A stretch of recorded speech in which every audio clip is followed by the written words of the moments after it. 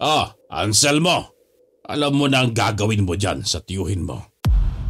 Tiyo Monyo, tandaan niyo po yung bilin ng lolo sa atin ha. Huwag kang papayag na malasing ka at mabugbog na naman. Hayaan mo, hindi ako maglalasing. At kapag ako ang sinagot nitong si Carmela, ililibre kita ng balot hanggang magsawa ka. Sino dito ang walang tiyuhin na lasinggero? Siguro ay parte na ng kultura at tradisyon nating mga Pilipino ang magkaroon ng isa o dalawang tiyuhin na mahilig sa alak. Mga tiyuhing kapag napabisita sa inyo, tiyak na inuman ang gagawin, lalo pa kung bihira na lamang kayong magkita-kita. Ika nga, mas maganda ang usapan habang lumalalim ang inuman. Ngunit sa iilang pagkakataon, hindi maiiwasan at hindi natin may pagkakaila na may mga hidwaan at hindi pagkakaunawaang umuusbong mula dito. Katulad na lamang ng padalang kwento sa atin nitong ating tagapakinig na si Anselmo. Naganap ang kanilang karanasan ng kanyang tiyuhin taong 1975 sa bayan ng Iloilo. Magandang araw po sa inyo, manlalakbay, at sa ating butihing narrator. Ako po si Anselmo. Ibabahagi ko lamang po itong aking kwento noong kabataan ko.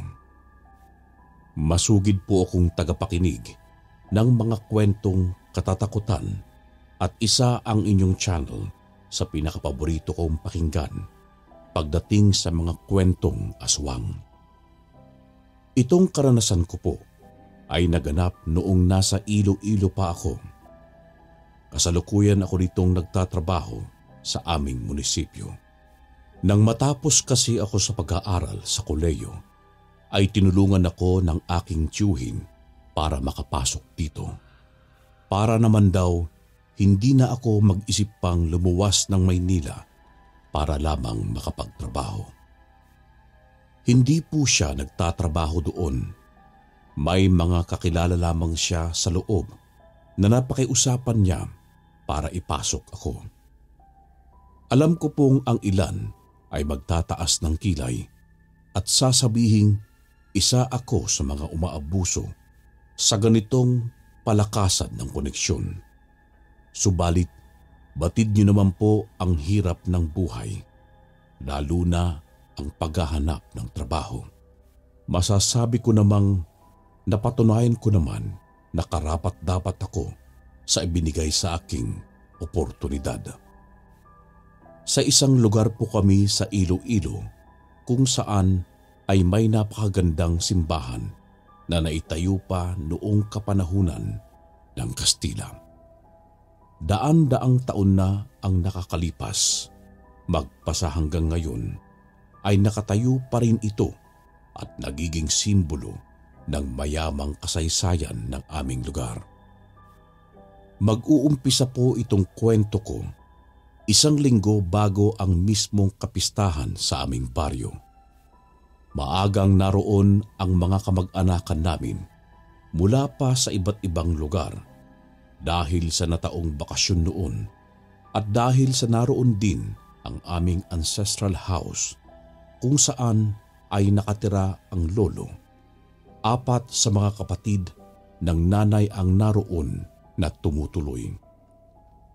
Tila inagahan nila para makapili ng kwartong tutuluyan bago pa sila maunahan ng iba naming mga kamag-anak. Naiintindihan ko din naman sila.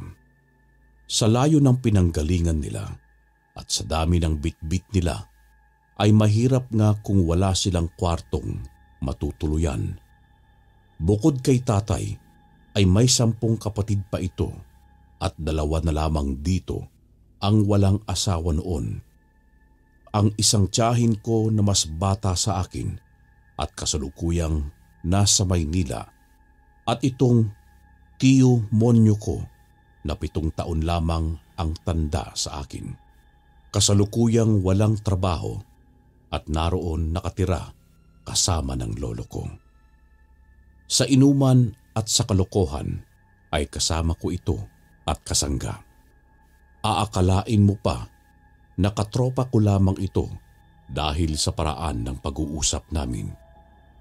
Nagugulat na nga lang ang mga kainuman namin kapag tinawag ko na siyang Tio Monyo. Doon pa lamang nila nalalaman na tiyuhin ko ito. Pero wala akong masasabi dito kay Tio Monyo. Kahit kasi lasinggero, masunurin ito sa lolo at magalang sa mga kapatid niya. Kapag nalalasing nga, nananahimik na lamang sa sulok at natutulog. Bandang Biyernes yata ito ng hapon nang yayain ako nitong si Tio Monyo. Magtutungo daw kami sa bahay ng kanyang nililigawang babae at naimbita siya sa isang inuman. Hindi po ito sa baryo namin. Literal na sasadyain pa namin sa ikalawang baryo at sasakay pa ng jeep papunta doon. Kapag hindi kasi ako kasama, ay hindi din ito pinapayagan ng lolo Jose namin na umalis. Alam niyo na po ang dahilan. Nag-iingat lang din sila na mapaaway ito at walang kasama. Sa mga nakaraan kasi nitong pakikipag-inuman, hinahatid na lamang ito ng mga tanod sa bahay nila na bugbog sarado.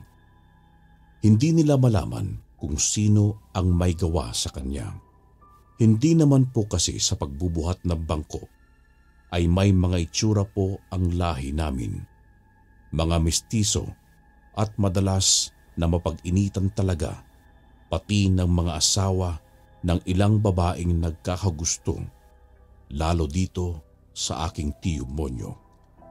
Kaya nga madalas ay napapaaway ito kapag dumadayo ng inuman. Anselmo! Alam mo na ang gagawin mo dyan sa tiyuhin mo. Pareho kayong makakatikim sa akin ng sinturon. Oras na umuwi kayong may mga pasada naman sa pakikipag-away. Sawayin mo ang tiyuhin mo Hindi yung kinukonsinti mo ang kakulitan. Parating ganito ang bilin sa amin ng aking lolo Jose. Kahit kasi sa pakikipagsuntukan ay hindi ko ito iniwan si Tio Monyo. Ang kagandahan lang noong una, kapag suntukan ay suntukan lang talaga sa amin. Walang baril, walang saksakan. Kumbaga, kamao laban sa kamao. Hindi po kagaya ngayon na wala ng takot pumatay ang mga kabataan. Ganun na nga po ang nangyari. Sumama ako kay Tio Monyo. Naisip ko na total ay wala naman akong pasok sa susunod na araw, ay ayos lang naman ang magpuyat. Isa pa, para ito sa pangarap ni Tio Monyo na magkaasawa na. Umaasa kasi kaming lahat na oras na magkaasawa na si Tio Monyo at kapag nagkaanak na ito ay magbabagong buhay na siya. Ganoon po kasi yung nangyari kay tatay. Kwento pa nga nito na mas malala pa siya kesa kay Tio Monyo noong binata pa siya. Siya daw kasi ang nag-uumpisa ng gulo sa mga inuman. Siya din ang nambubugbog, kung kaya palaging nababawasan ang mga manok ni Lolo Jose sa kakabigay sa tatay ng mga binugbog niya. Ganon katindi ang tatay. Pero noong nagkaasawa daw siya, ay nabawasan na ang mga pagdayo niya sa inuman. Lalo na noong ipinagbubuntis ako ng nanay.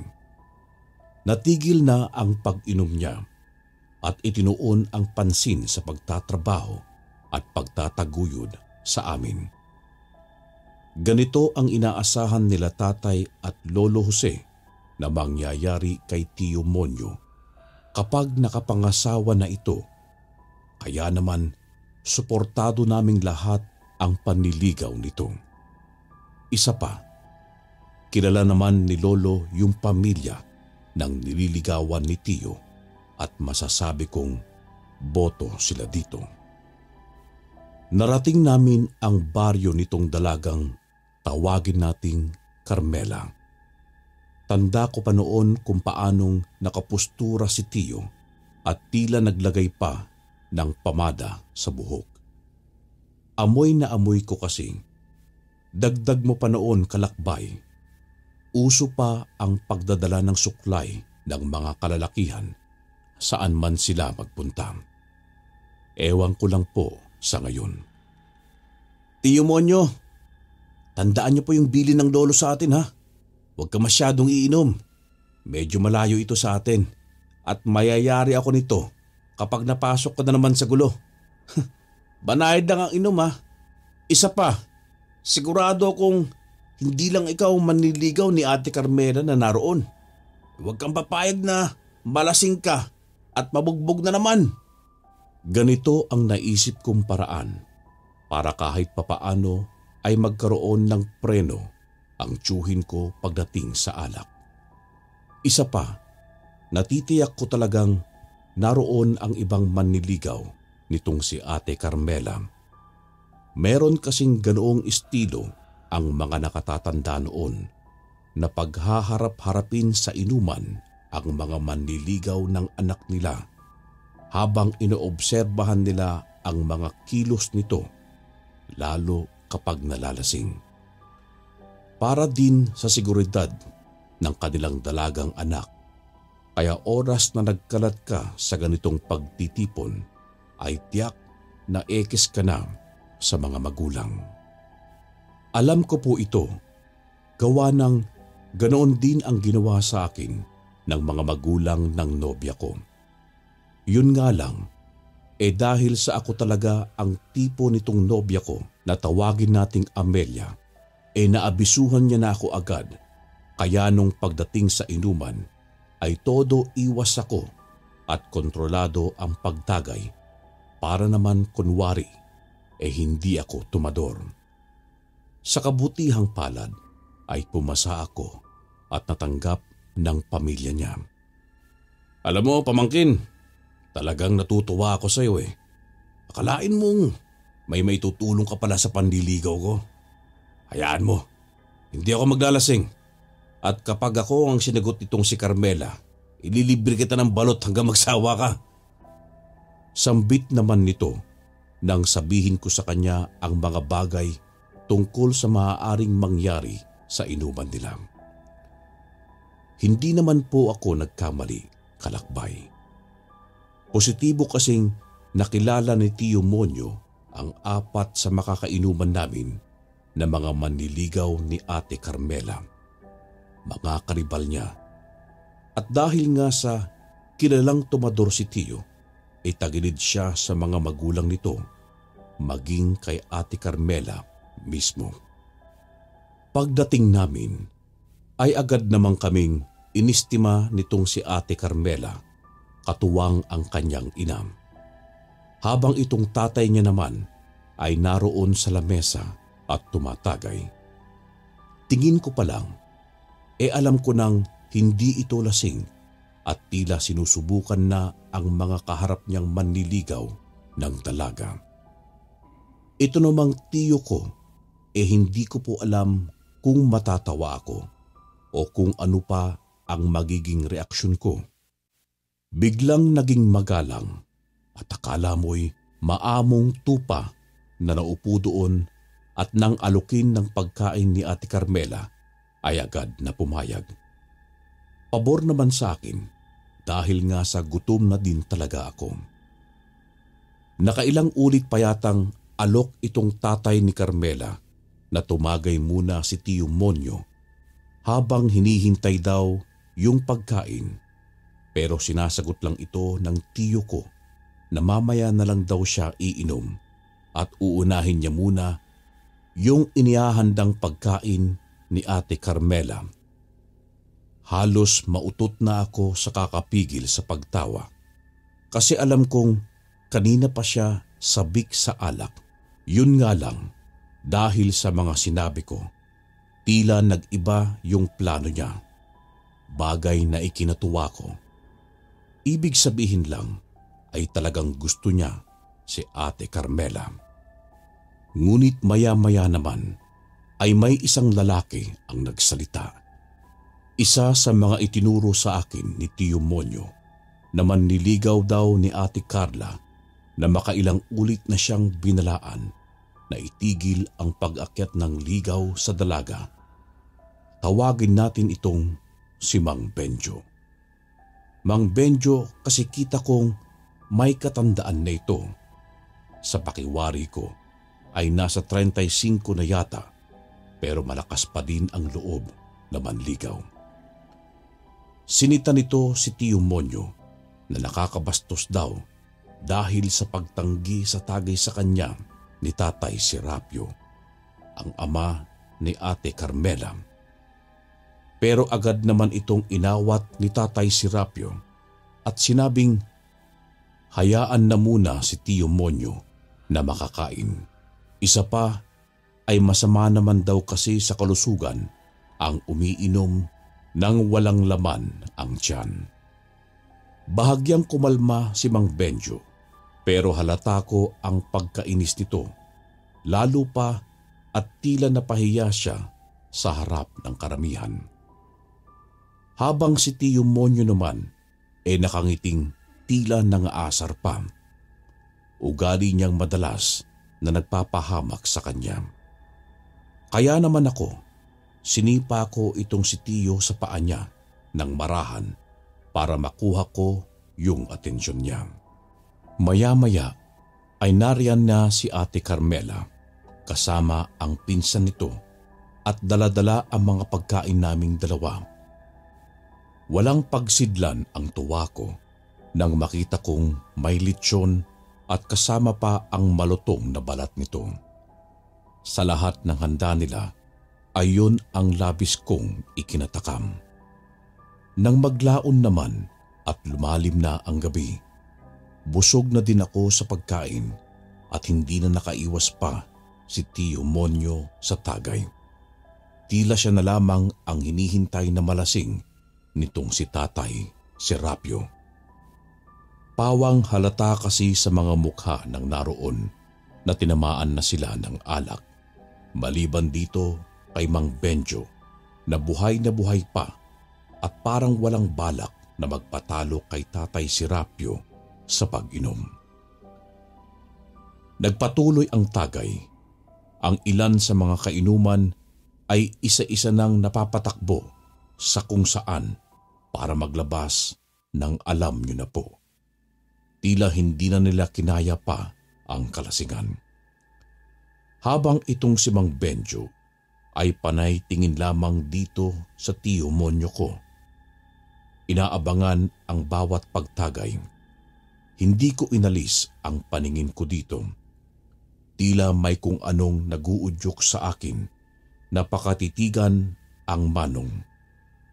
Bagsak na sa inuman ang ilan, bandang mag-aalas 2 ng madaling araw. Kami-kami na lamang ang tumatagay at sa hindi ko inaasahang pagkakataon ay nakita ko itong si Mang Benjo na tila may tinaktak sa baso ni Tio Monyo mula sa kuko nito. Hindi ko alam kung ano yun, pero tila kusang gumalaw yung mga kamay ko para kunin ito sa tiyuhin ko at ibuhos sa lupa. Hindi ko na sa kanya pinagamit yung baso at sinabi kong palitan na lamang. Agad namang kumuha ng pamalit itong si Ate Carmela at imbis na mula kay Mang Benjo ang tagay ay inunahan ko na ito. Nangyari ay mula kay Tio Monyo papunta sa akin at papunta kay Mang Benjo. Pero ang ginawa ko, nung ipapasa ko na yung tagay, ay kinuha ko yung tagayan na kanina ay nakita kong may inilagay siya at yun ang iniabot ko sa kanya. Ganoon na lamang po yung gulat ko nang bigla itong tumayo. Hindi na niya kinuha yung tagay at nagpaalam kay Tatay Serapio. Nagtaka ako. Maging si Tatay Serapio ay tila na intriga. Nakita niya kasi akong kinuha yung tagayan at muling iniabot kay Mang Benjo. Nang makaalis itong lalaki, ay nilapitan ako ni Tatay Serapio at kinausap. Wika pa nito sa akin na kung ano daw ba ang nakita ko at pinigilan ko si Tio Monyo na uminom sa tagayang yun. Wala naman akong pag-aalinlangan na sinabi na nakita ko nga itong si Mang Benjo na tila may tinataktak sa tagayan mula sa kanyang mga kuko bago iabot kay Tio Monyo. Napaisip itong si Tatay Serapio at pagkatapos ay kinuha niya itong tagayan sa akin. Sinubukan niyang tingnan yung alak sa loob. Pagkuway, iniikot niyang pakaliwa at pakanan at ganoon na lamang ang gulat ko nang makita ko itong nabasag ang puwitan. Hindi naman nagulat pa si Tatay Serapio. Ayon kasi dito ay tama nga daw ang sabi-sabi ng mga kalugar nila tungkol kay Mang Benjo. Isa itong manlalason. Kilkig kung tawagin sa Bisaya ang ginawa nitong pagtatangka kay Tio Manyo at mabuti na lamang daw po na nakita ko ito at naagapan. Maaari kasi palang ikamatay ng biktima at mahirap na gamutin. Nag-alala naman si Ate Carmela at humingi ng pasensya. Dapat daw ay hindi nila inimbita pa itong si Mang Benjo. Pero dahil na din sa pagbibigay respeto ay inanyayahan nila ito. Ngunit si Tatay Serapio na mismo ang nagsabi na baligtarin man ang mundo ay hindi siya makakapayag na ang isang katulad ni Mang Benjo ang mapangasawa ng kanilang nag-iisang dalagang anak. Habang nagkukwentuhan naman kami, ito namang si Tio Monyo abala sa pag-iinom. Wala na kasi silang kaharap pa at gawa ng marami pang alak ay nanghihinayang ito. Ngunit nang mahinto kami sa pag-uusap, ay pasimple naman itong tumigil sa pag-inom. Mabuti na lamang pala at nahuli kami ng dating. Dahil doon hindi man lang tinamaan ng alak si Tio at matino pa ding nakakausap. Umamin ito na makailang ulit na din siyang pinagbantaan ni Mang Benjo para tigilan si Ate Carla. May isang pagkakataon pangaraw na sinabihan siya nitong pagbabayaran niya ng buhay ang pakikipagkompetensya niya dito para kay Ate Carmela. Pero itong si Tio Monyo naman ay walang pakialam at parang hindi natatakot. Maging sa usapan namin sa alak na kamuntikan ng magpahamak sa kanya ay tila hindi ito nag-aalala.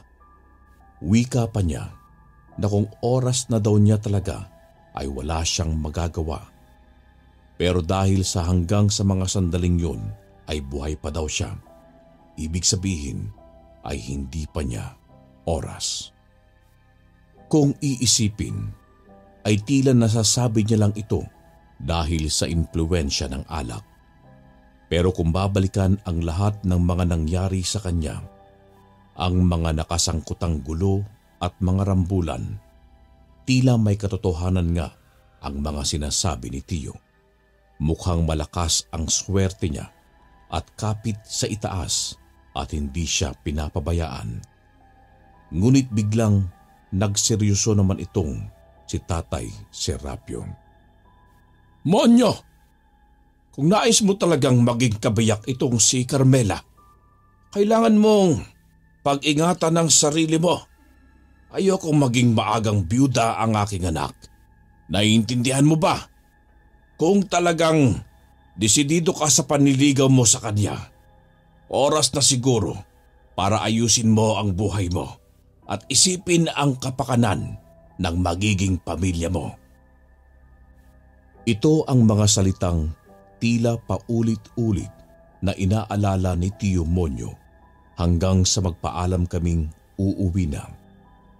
Ang mga salita ng pagtanggap sa kanya ni Tatay Serapio bilang manliligaw ni Ate Carmela.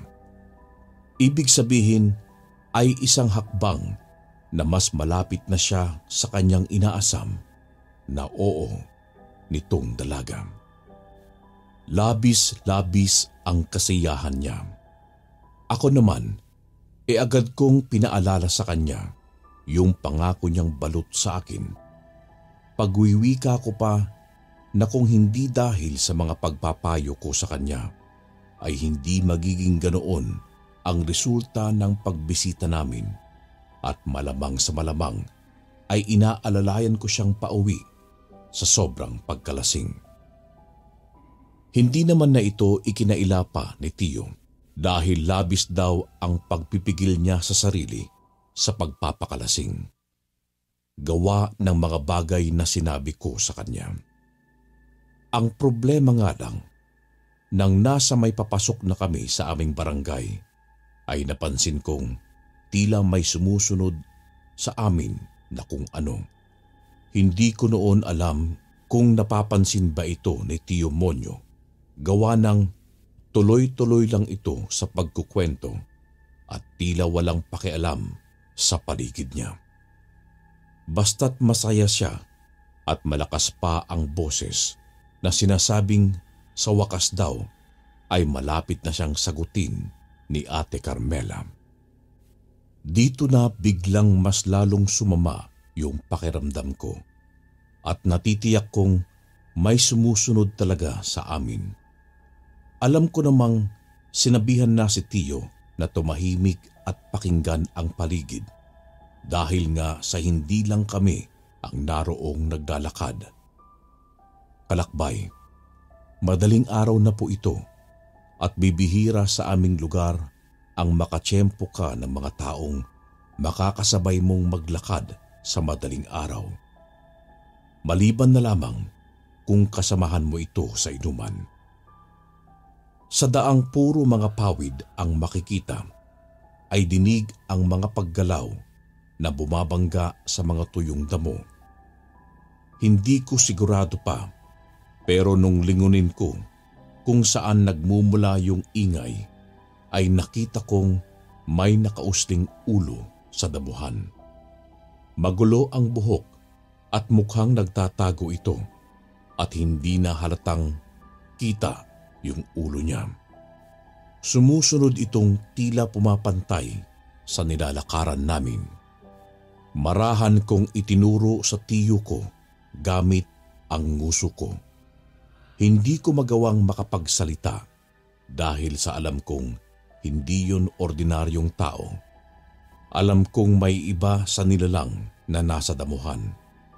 Gusto ko nang tumakbo pero hinihintay ko kung anong sasabihin ng tiyo ko. Iniisip ko kasi na oras na tumakbo ako, maaaring ako ang atakihin nito o maaaring si Tio Monyo. Alinman sa dalawa ay delikado kami at mas mabuting magkasama kami.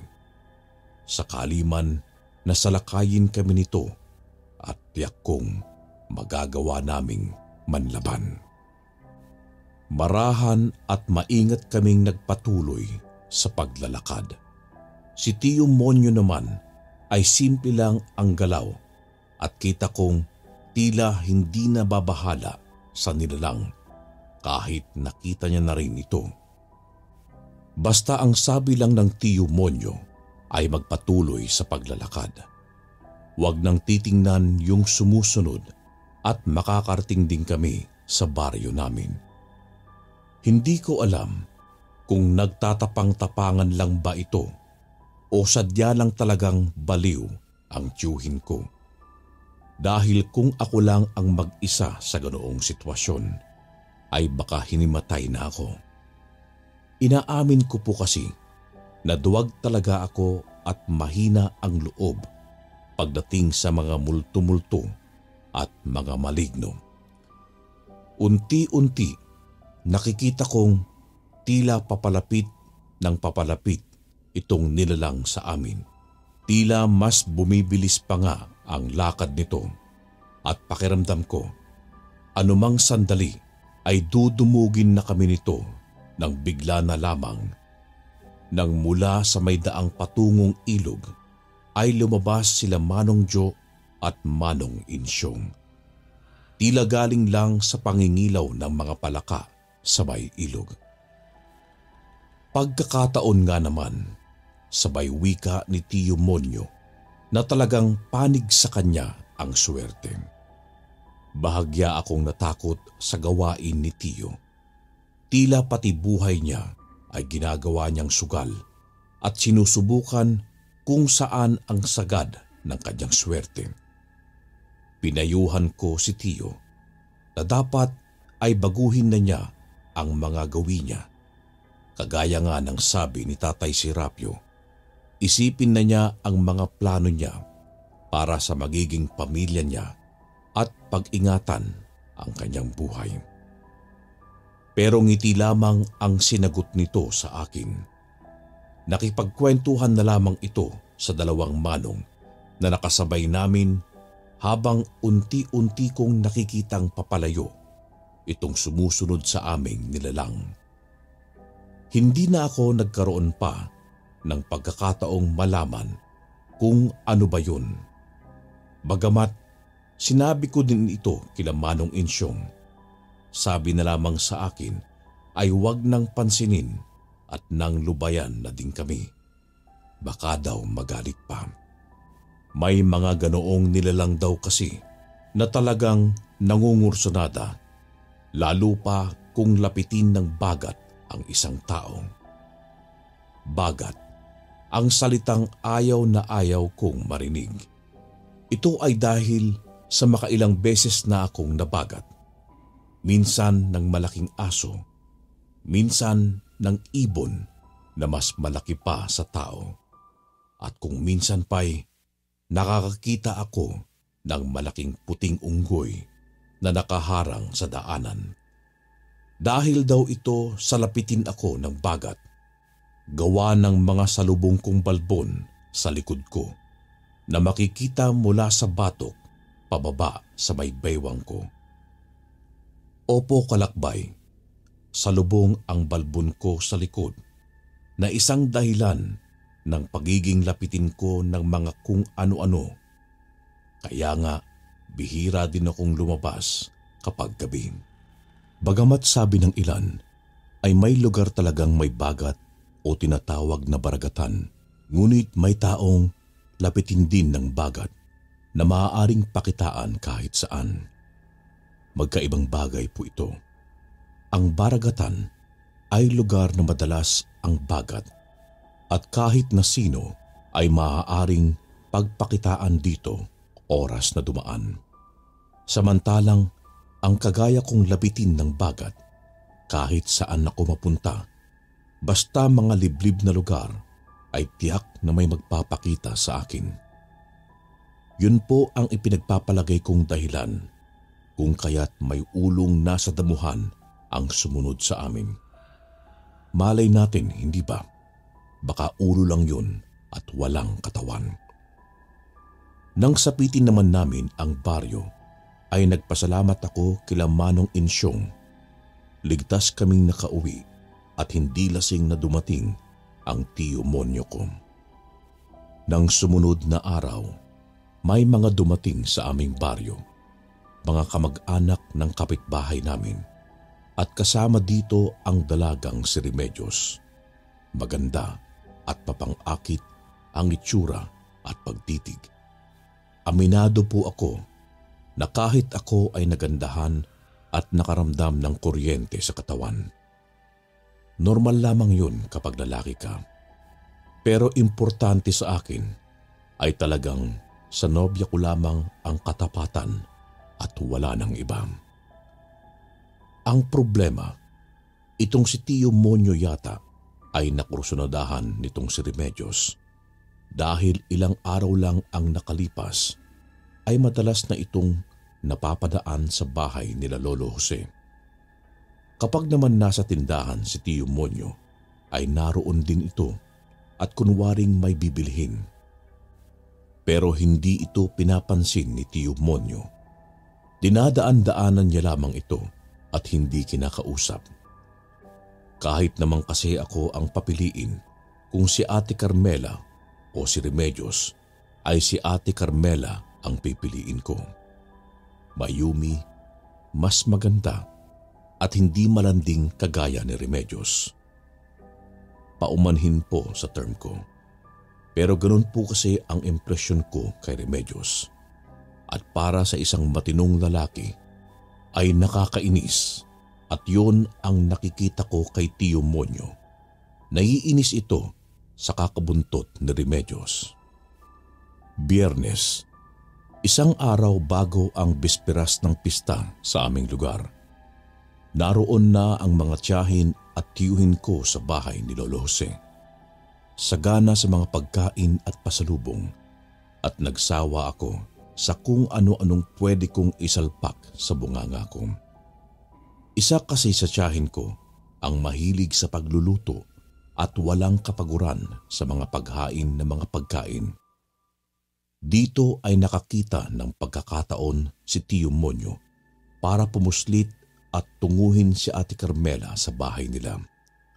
Siyempre, kasama niya ako. Ang kanyang dakilang alalay. Pero sinabihan ko si Tio Monyo na magdala kami ng tubo man lang o itak na pwedeng maging armas namin sa pag-uwi. Kahit iwan na lang namin sa isang lugar sa may daan pauwi kung nahihiya siyang makita nila Ate Carmela na may bitbit na itak. Ganoon na nga po ang ginawa namin. Hindi na nagmatigas pa si Tio Monyo dahil sabi ko'y hindi ko siya sasamahan kung wala kaming armas na dadalhin. Kumuha ako ng mahabang tubong pamalo. Siya naman ay itak mula sa bahay nila at napagpasyahan naming iwan ito sa malaking puno malapit sa daang papasok sa aming baryo. May butas itong puno sa mismong katawan niya kung kaya't doon namin isiniksik. Matapos ito ay nag-abang na kami ng jeep papunta kila Ate Carmela. Dala ang bayong na may lamang manok na adobohin. Pagdating namin sa baryo nila ay itong si Manong Benjo agad ang nakasalubong namin. Masama ang timpla ng muka at nakatitig kay Tio Monyo. Sabay biglang nagwika na mag-iingat daw kami at huwag masyadong magpapagabi sa daan. Marami daw nangyayaring aksidente sa dilim. Pilosopo naman itong sinagot ni Tio Monyo. Wika pa nito na huwag daw mag-alala si Mang Benjo. Gawa ng may dala naman daw kaming flashlight kung kaya't hindi daw madilim ang pag-uwi namin. Bagay na lalong ikinagalit nitong Manong. Sabay dumura sa lupa at tumalis. Sinabihan ko naman si Tio Monyo na tila yata may alam itong si Mang Benjo tungkol doon sa naranasan namin noong isang gabi na may sumunod sa aming nilalang na litaw yung ulo sa damuhan. Sa isip ko pa, baka mismong si Mang Benjo yung nakita namin at sinundan kami gawa ng napahiya ito sa inuman. Dagdag mo pa na alam na naming isa siyang manlalason na ikwento kasi ni Tatay Serapio maging ng Lolo Jose ko na oras na hindi magtagumpay ang panlalason ng isang tao ay hindi ito matatahimik. Tila may hirapan ito at hindi mapapakali hanggat hindi nalalason ang kanyang puntirya. Kalakbay, sinikap kong kumbinsihin si Tio Monyo na umuwi kami bago magtakip silim dahil kung hindi, nagdalawang isip itong lalaki na lasunin siya at patayin nung nasa inuman. Natitiyak kong hindi din ito magdadalawang isip na patayin kami o tambangan sa daan. Subalit, kagaya ng dati ay tumawa lamang si Tio Monyo at huwag daw akong mag-alala at magiging maayos lang ang lahat. Kung paano, hindi ko alam. Kinatay namin yung manok pagdating sa bahay nila Ate Carmela. Naroon ang mga magulang nito at naghanda din ng mga gulay na lulutuin. Bagamat walang pasabi si Tiyo, ay maayos naman siyang tinanggap ng mga ito. At nang tanungin nga kung bakit umaga kami nagtungo doon, si Tiyo na ang sumagot dito. Ayon sa kanya ay inagahan talaga namin gawa ng inaaswang siya. Napandilatan ng mata ni Ate Carmela si Tiyo Monyo. Sabay tanong kung ano daw ba ang ibig sabihin ni Tiyo Monyo sa mga winika niya. Ngunit muling inulit ng tiyuhin ko na ilang gabi na daw siyang inaaswang. Pabalik-balik sa may labas ng kwarto niya at tinatawag pa ang pangalan niya. Nag-umpisa lamang daw ito noong nag-inuman sila ng iba pang mga manliligaw ni Ate Carmela. Una ay sinundan kami sa may daan. Marahil ay yung ulo ang tinutukoy niya at matapos daw yun, sa tuwing sasapit ang alauna ng madaling araw, ay naroon nagpapabalik-balik yung aswang sa may bintana ng kwarto niya at tinatawag ang pangalan niya. Hindi mawari ni Tiyo Monyo kung babae daw o lalaki yung aswang dahil sa garalgal ang boses nito. Nagulantang ako sa mga nalaman ko. Panay pangiting-ngiti lamang si Tiyo, pero seryoso na pala ang nangyayari sa kanya. Nang tanungin siya ni Tatay Serapio kung nalalaman na daw ba yun ni Lolo Jose. Wika pa ni Tiyo Monyo ay wala pa daw nakakaalam sa bahay nila tungkol dito. Ayaw niya daw ipaalam, gawa ng wala naman daw ginagawa kundi ang tawagin siya.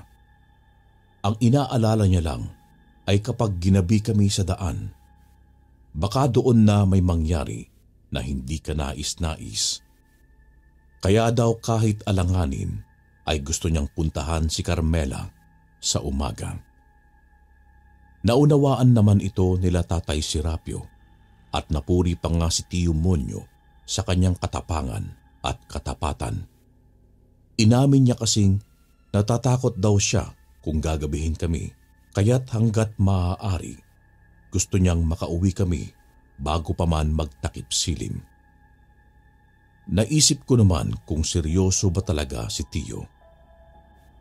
Parang hindi naman kasi siya kakikitaan ng pagkatakot sa mukha.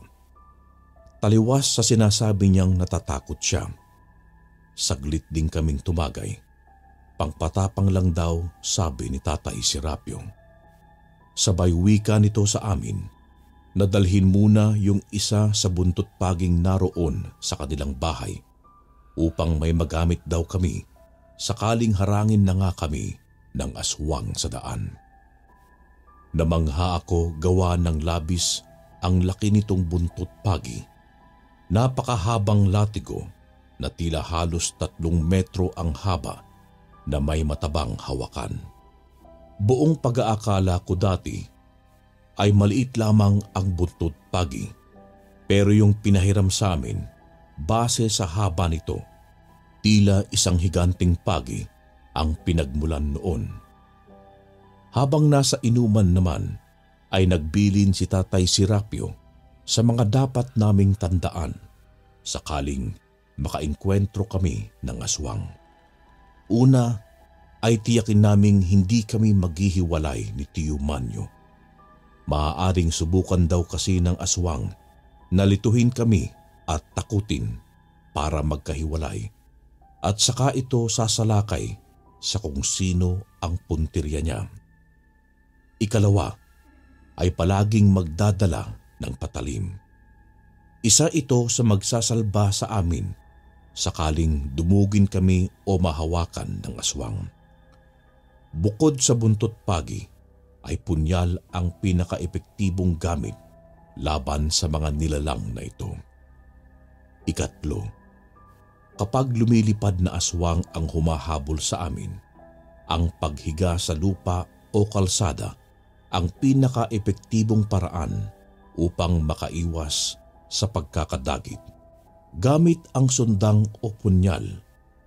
Kapag nakapwesto kang pahiga sa daan, ay malaya mong masasaksak itong aswang oras na makalapit sa iyo.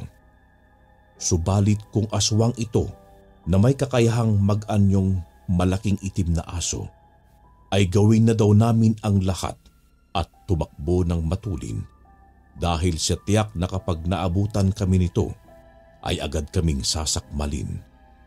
Mas mababangis umano ang mga ito at walang pakundangan kung lumapa ng tao.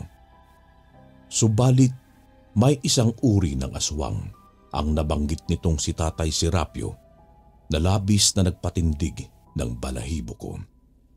Isang uri ng aswang na minsan ko lamang narinig ang pangalan, ang aswang na wugwug. Isang walang kawangis na aswang na mas mabangis pa sa kahit ano pamang aswang. Pinaniniwalaang ang uri ng aswang na ito ay nagmula pa sa ibang bansa at napunta lamang dito ang lahi dahil sa kalakalan. Kaiba sa mga aswang na alam natin, ang wugwug ay aswang na ulo lamang ang gumagala. Humihiwalay ito sa katawan at kasamang lumulutang ang mga lamang loob nito. Ayon sa mga sabi-sabi, ay mas malala pa ito kaysa sa manananggal dahil sa nagagawa nitong pumasok sa bahay ng mga biktima. Mahirap din umano itong matakasan kapag nasalubong sa daan. At mapalad ka lamang na makaligtas dito kung may dala kang asin. Hindi lamang asin, kundi maraming asin na maaaring isaboy sa mga lamang loob nito. Nang marinig ko ito, hindi ko maiwasang isipin yung ulong nakasunod sa amin noong umuwi kami mula sa inuman. Napaisip ako kung ito na ba yung sinasabing wugwug ni Tatay Serapio. Nang magwika si Tio Monyo na parang ganoon nga daw yung aswang na bumibisita sa kanya gabi-gabi. Tanging ulong lumulutang lang daw ang nakikita niyang padaan-daan sa bintana. Nang kumpirmahin ito ni Tio Monyo, ay agad kaming pinayuhan ni Tatay Serapio na magmadaling umuwi. Huwag na daw kaming magpapaabot ng masyadong hapon sa daan. Gawa ng oras daw na mawala ang sikat ng araw sa kalupaan. Kahit maliwanag pa, ay sumasalakay na itong wugwug. Madalas ay sa mga bukirin at palayan kung saan may malawak na espasyo para magpalutang-lutang ito. Pinakiusapan namin ni Ate Carmela si Tio Monyo na sumunod na lamang kay Tatay Serapio. Ayaw ng dalaga na mapahamak itong si Tio Monyo. Mahirap intindihin, pero kapag si Ate Carmela ang nagsasabi, ay agad talagang sumusunod si Tio. Ayaw pa sana niyang umuwi nang sabihan siya ni Ate Carmela na bumalik na lamang kinabukasan at maghihintay siya, ay napangiting pumayag ito. Kaya nga 2:00 pa lamang ng hapon ay nasa jeep na kaming pauwi sa amin. Subalit kalakbay, sa kamalas-malasan po namin, nasiraan po ng makina itong jeep habang nasa kalagitnaan kami ng malawak na palayan. At dahil may oras pa ang biyahe noon, kung maghihintay kami ay baka abutin na kami ng gabi sa daan. Dito na nagpasya si Tio na lakarin na lamang daw namin yung daan pauwi sa amin. Tansya namin ay nasa 1 oras o higit pa kung lalakarin ito. Pero mas ayos na din kaysa umasa kaming may dumaang jeep kaagad. Sa madaling sabi ay naglakad nga kami. Walang ibang sumabay. Maghihintay daw sila doon at kami na lamang daw ang maglakad. Mainit at nakakapagod, pero sinikap naming bilisan upang wag abutin ng dilim. Bandang nangangalahati na kami sa daan pauwi sa baryo namin nang biglang dumaan yung jeep at tila naayos na. Ang problema nga lang ay hindi na kami hinintuan pa na tila sinasabing mabuti nga sa amin dahil sa hindi kami marunong maghintay. Wala naman na kaming nagawa pang magtiyo kundi ang magtiyaga sa paglalakad. Halos 2 oras bago namin sapitin ang papasok na daan sa baryo namin. Mag-aalas 5 na nito at wala ng araw pa. Bagay na noon ay labis kong ikinabahala dahil sa mga nalaman ko tungkol sa aswang na wugwug. Hindi na po kami nag-aksaya pa ng oras. Agad naming tinungo yung pinagtaguan namin ng mga sandata namin. Si Tio ang humawak ng buntot pagi at ako naman sa itak at tubo. Di bali nang magmukha kaming mga baliw sa daan. Pero para naman ito sa sarili naming kaligtasan. Kung natatandaan niyo po yung kwento ko kanina, may madadaanan kaming parte ng lugar na yon na tanging malawak na damuhan lamang ang naroon. Sa ilalim nito ay mga putikang lugar. Tila mga permanenteng putik na oras na matapakan mo ay maaari kang lumubog. Dito ko lang napagtanto na oo nga pala, imposibleng maglakad doon ang sinuman dahil puro malambot na putik ang naroon. Dito ay tila nakumpirma ko na hindi lang talaga ordinaryong tao ang naroon, kundi malaki ang posibilidad na isa itong wugwug, ang aswang na lumulutang na ulo. Sa bawat paghakbang namin at sa bawat pagkaluskos sa paligid ay napapalingon na lamang ako. Mga kalakbay, ilan po ba sa atin ang nakaranas na din nito? Yung tipong kaunting ingay sa damuhan ay napapahawak ako ng mahigpit sa itak habang gusto nang tumakbo. Pero hindi mo magawa dahil sa hindi malamang kadahilanan.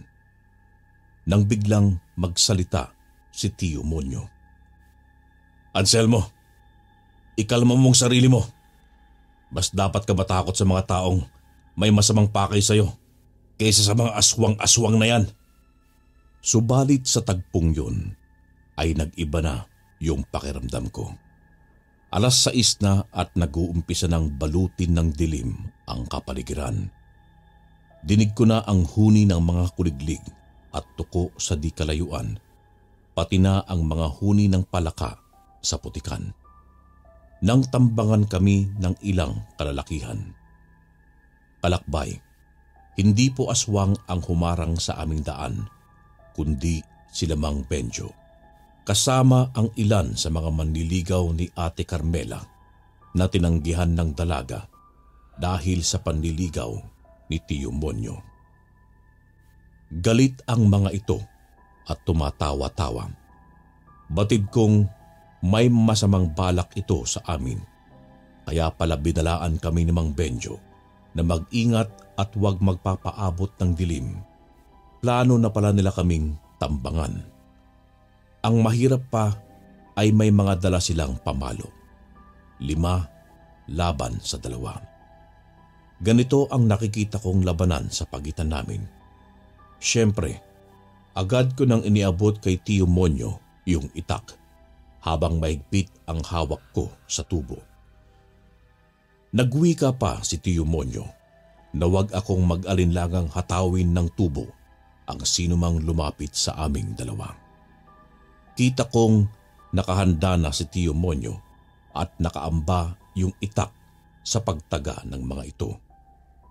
Kinukutya-kutya pa ng isa sa mga kalalakihan si Tio Monyo kung kaya daw ba niyang managa ng tao dahil alam daw nilang duwag ito at lampa sa pakikipagsuntukan laban sa isang tao. Mas lalo na daw sa 5. Pangaasar pa ng mga ito na wag nang lumaban at hayaan na lamang silang bugbugin kami. Subalit hindi kami nagpatinag. Sumigaw si Tio Monyo na kung matapang sila ay lumapit ng magkaalaman na. Ngunit walang may gustong lumapit. Marahil ay naramdaman nilang handang pumatay si Tio Monyo oras na magtangka silang sumugod. Panay mura na kasi si Tio Monyo at titiyakin raw niya na may babawian ng buhay sa engkwentro naming yun. Kita kong umuurong ang ilan at itong si Mang Benjo lamang ang nagtatapang-tapangan para ambahan ng pagpalo ng tubo si Tio Monyo. Nang mula sa kadiliman ay lumitaw na itong mas ikinatatakot ko. Hindi ako nagkamali. Wugwug ang aswang na nakita ko noong gabing may ulong sumusunod sa amin.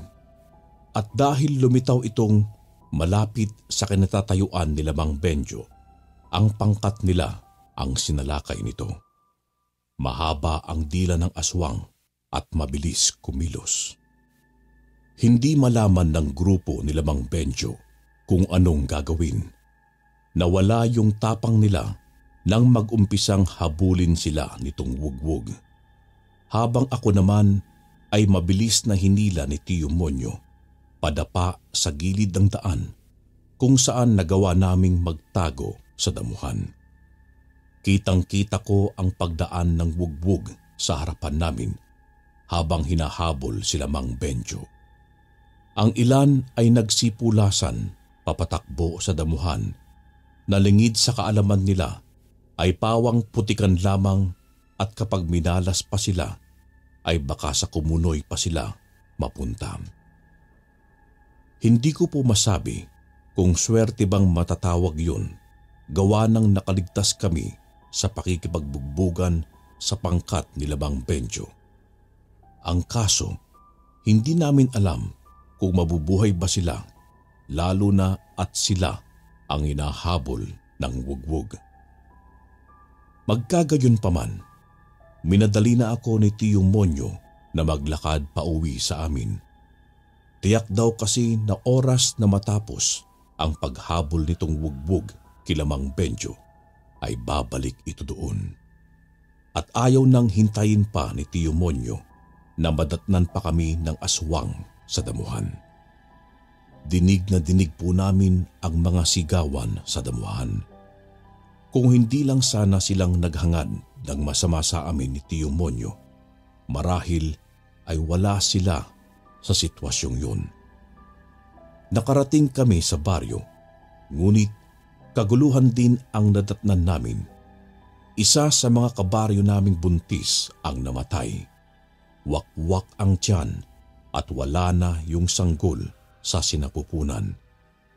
Ayon sa mga nakakita, ay isang lumulutang na ulo ang namataang papatakas sa bahay ng buntis nang dumating ang asawa nito. Agad naman naming sinabi na nakita namin yung wugwug at kasalukuyan nga ay may hinahabol na mga dayo. Mabilis namang nagsipasok ang mga residente sa kani-kanilang bahay, habang itong asawa naman ng buntis ay nagwawala at gustong sugurin yung wugwug. Ngunit inalalayan na lamang ito ng mga taga-barangay. Gamit ang isang tricycle ay nakita kong dinala nila itong bangkay ng buntis. Ngunit hindi lang ako sigurado kung saan ang tungo. Nang makauwi ako sa bahay at makainom ng tubig, ay saka ko lamang naisip. Dahil noong una ay inakala kong si Mang Benjo yung aswang. Subalit dahil kita ng dalawang mata ko kung paanong hinabol ng wugwug si Mang Benjo, napaisip tuloy ako kung sino ba yung aswang at bakit tila kami ang sinusundan nito. Wala namang kasing ibang napabalitang hinarang ng wugwug sa daan maliban sa amin. Ibig sabihin, isa sa amin ang sinusundan o hinahanap nito at inaabangan sa daan. Tiyak kong si Tiyo Monyo ito, gawa ng ilang gabing pagbisita sa kanya ng wugwug. Nang sumapit ang kapistahan sa aming lugar, ay dagsa ang mga tao mula sa iba't ibang lugar. Wala din po kaming nabalitaan tungkol sa mga kalalakihan na hinabol ng aswang. Hindi din kasi kami nakapunta sa bahay nila Ate Carmela dahil sa naging abala kami sa paparating na pista. Ngunit nasorpresa naman kami nang dumating doon sa baryo sila Ate Carmela kasama ang mga magulang nito upang dumalo sa pistahan at bumisita kila Tiyo Monyo. Dahil nga kakilala ni Lolo Jose si Tatay Serapio, ay minabuti nitong pasyalan ang lolo. Labis-labis ang tuwa ni Tiyo Monyo nang makita niya itong dalaga. Kitang-kita ko kasi sa mukha nito ang walang pagsidlang kagalakan na makita ang kanyang sinisinta. Agad nitong nilapitan agad si Ate Carmela upang asikasuhin. Naroon lang din naman ako at abala sa kakatingin sa mga bisitang dumarating. Pinapanood ko kung sino sa mga bisita ang pinakamalakas kumain. Nang bigla kong makita itong si Remedios na nasa labas ng bakuran ng bahay ni Lolo Jose. Nakatingin sa direksyon nila Tiyo Monyo at Ate Carmela. Halata ang inggit at galit sa mukha nito. Naisip ko na agad na naiinggit ito kay Ate Carmela dahil di minsan ay hindi ito pinansin ni Tiyo Monyo. Sa isip-isip ko naman ay ano ba ang karapatan niyang magalit? Hindi naman siya kaano-ano ni Tiyo Monyo. At isa pa, nililigawan ng tiyo ko si Ate Carmela kaya normal lang na asikasuhin niya ito. Naglakad ng papalayo itong si Remedios, kaya naman ibinaling ko na lamang muli ang atensyon ko sa mga kumakain. Nang matapos naman po ang maghapon, ay inihatid na namin sa may sakayan sila Carmela. Nagpasalamat si Tiyo Monyo sa mga magulang nito sa pagbisita sa kanila at nagsabing sa darating na linggo ay muli siyang magtutungo sa kanila. Medyo nagtagal kami sa may sakayan ng jeep, gawa ng hinihintay pa naming makasakay itong mag-anak. At pagkatapos ay muli na kaming naglakad na pauwi. Kagaya ng dati, puno ng ngiti ang mukha ni Tiyo Monyo. Nalabis ko din namang ikinatuwa. Nawaglit sa isip namin ang tungkol sa gumagalang wugwug sa aming lugar. At nang sapitin namin yung madamong parte, ay naroong muli ito. Nakaabang sa amin at hindi tulad ng dati. Nang mga tagpong yun ay sobrang mabangis ito. Malayo pa kami ay sinalubong na kami ng pag-atake. Ngunit ng mga pagkakataong yun ay naiiba si Tiyo Monyo. Tila wala siyang balak na tumakbo o tumakas. Sinigawan niya pa yung wugwug na kung hindi titigil ay pipigtasin niya ang mga lamang loob nito. Sa mga sinabi niya ay tila lalong nagalit itong wugwug at sinalakay siya. Ngunit ang nakakagulat lang ay may dalang asin pala itong si Tiyo Monyo na nasa bulsa niya lamang. Sinalubong ng asin ang wugwug at naligo ito sa mga sinaboy ni Tiyo. Hindi naman ako tumunganga. Tumulong ako sa tiyuhin ko at dumampot ng patpat na pamalo dito. Isang malakas na paghambalos ang ginawa ko, dahilan upang tila mahilo itong aswang. Pagkatapos ay hinuli ito ni Tiyo at inihambalos sa lupa. Kita ko pa ang paggulong nito at pagsigaw. Ngunit mabilis na sinundan ni Tiyo Monyo ang paggulong ng ulo at agad na tinapakan yung bahagi ng mga lamang loob niya. Dahil doon ay hindi nagawang makalutang ng ulo. Tinapakan ng paulit-ulit ni Tiyo Monyo ang mga lamang loob at bituka nitong wugwug na labis naman ang malansang amoy na umaalingasaw mula dito. Hindi po namin alam kung patay na ba ito, pero ang ginawa ni Tio Monyo ay inilubog ito sa putik at dinaganan ng ilang malalaking tipak ng bato para hindi makagalaw. Pagkatapos ay agad na kaming umuwi. Puno kaming pareho ng putik dahil sa mga naganap. Kaya pagdating ko sa bahay ay agad naman akong nagbanlaw. Pagkatapos ay nagpahinga dahil na din sa labis na pagod. Nang mag-umaga naman ay nagulantang ang buong baryo. Natagpuan daw kasing patay itong si Remedios sa sagingan. Nawawala ang ulo at walang saplot. Paniwala ng mga residente na ginahasa daw ang dalaga at pinugutan. Ang nakakapagtaka lamang ay agad na ipinakuha ng mga kamag-anak ang bangkay nito at iniuwi sa kanilang lugar nang walang isinagawang investigasyon. Doon ay alam na namin kung ano ang naging totoong dahilan at marahil kagaya ni Remedios ay may lahi ding wugwug ang mga kasama nito kung kaya't nagmamadaling umalis sa baryo namin. Natakot na mabuking sila at mapatay ng mga taga roon. Mga kalakbay, masama ang labis na pagkainggit. Nagdudulot ito ng maraming masasamang bagay sa buhay na minsan pa ay ikinakasama hindi lamang ng isang tao kundi ng mga taong nakapaligid dito.